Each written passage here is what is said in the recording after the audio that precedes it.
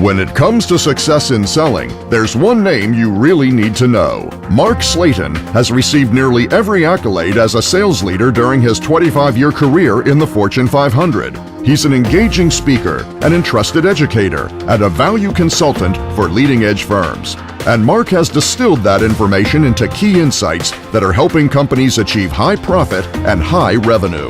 Mark's dynamic and authentic style make his message of trust in selling simple to learn and easy to apply. Whether I'm presenting to an audience, conducting a sales training course, leading an off-site strategic workshop, or teaching MBA students, my goal is the same: to get a 10 out of 10 from my audience. We don't have to use tips, tricks, and tactics on buyers.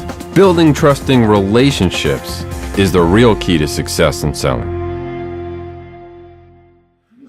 Well, I'm sure many of you are familiar with that now famous song from Jimmy Buffett and Alan Jackson, "It's 5 o'clock somewhere."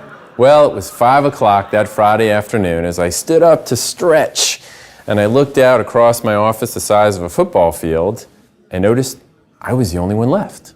And that was probably a good clue for me to clear out and enjoy the weekend like everyone else. But then I turned and looked at my laptop and noticed a new email. And the bold text from that email was calling out to me as if to say, "Open me, open me." And so I thought, well, that's Joe from one of our largest customers. Maybe it's good news, maybe it's not good news. So I started to read the message that would change not only that weekend, but the weeks and the months ahead.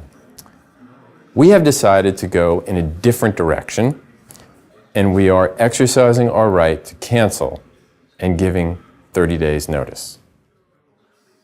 What? Excuse me? I mean, how could this happen?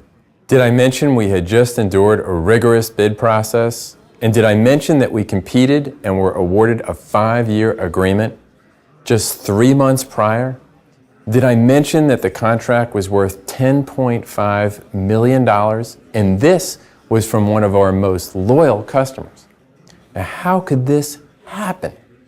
So wound the clock back about 2 months, and it all became clear. Do you know when you're working on a puzzle and you're close to solving it? It was like the last few pieces of that puzzle coming together and creating a clear picture for the first time. We had broken the customer's trust.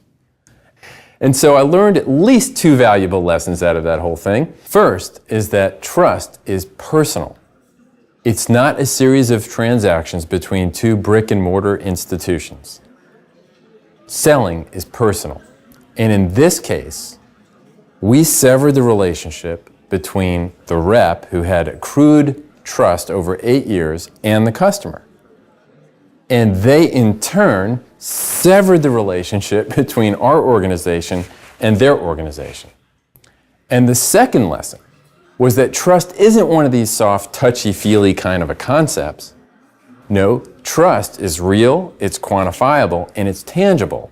The paradox in selling is that the less we try to sell and the more we make the relationships the sale, the more successful we are.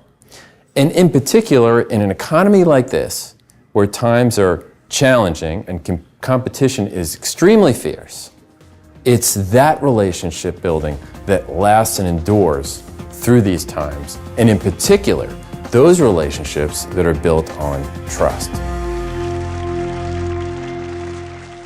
Call Mark at 410-480-2255.